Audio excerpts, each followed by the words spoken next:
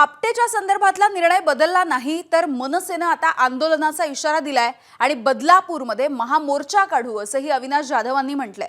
RSS सोबत निगडीत असून सगळे गुन्हे माफ आहेत का असाही प्रश्न जाधवांनी विचारलाय। येत्या 13 आणि 14 तारखेला बदलापूरमध्ये मनसेकडून महामोर्चा काढण्याचा इशारा देखील देण्यात आलेला आहे। भारतीय जनता पक्षाला विनंती आहे की ताबडतोब त्याला नगरसेवक पदावरून हटवावं, नाहीतर तुमची गाठ ही आमच्याशी आहे। अशा फालतू लोकांना जर तुम्ही पुढे करणार असाल तर ते योग्य नाहीये।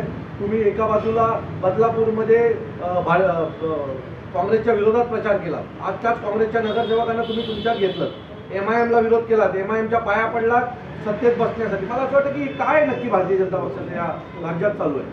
तो जर आपटेंच्या बाबतीत निर्णय बदलला गेला नाही तर बदलापूरमध्ये एक महामोर्चाचं आयोजन महाराष्ट्र नवनिर्माण सेनेकडून केलं जाईल।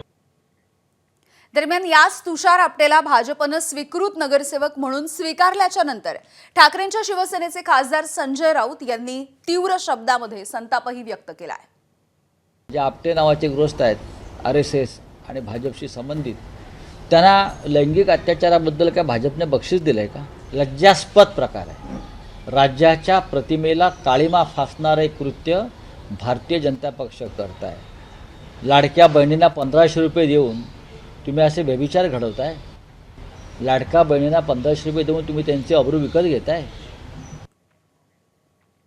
दरम्यान या सगळ्या प्रकरणी आता राज्याचे जे उपमुख्यमंत्री आहेत अजित पवार, त्यांची नेमकी काय प्रतिक्रिया आली आहे ती देखील आपण जाणून घेऊया। मी काय करू? काय नाही, नो अशाबद्दल कुठली प्रतिक्रिया 15 तारखेचं मतदान होईपर्यंत करायची नाही।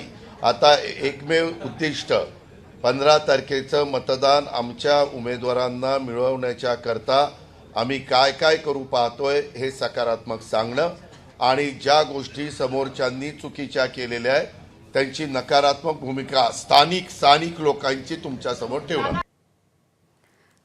तर ही आपले उपमुख्यमंत्री असणाऱ्या अजित पवारांची प्रतिक्रिया होती आणि यानंतर बघूयात राज्याचे महसूल मंत्री चंद्रशेखर बावनकुळे नेमकं काय म्हणतात।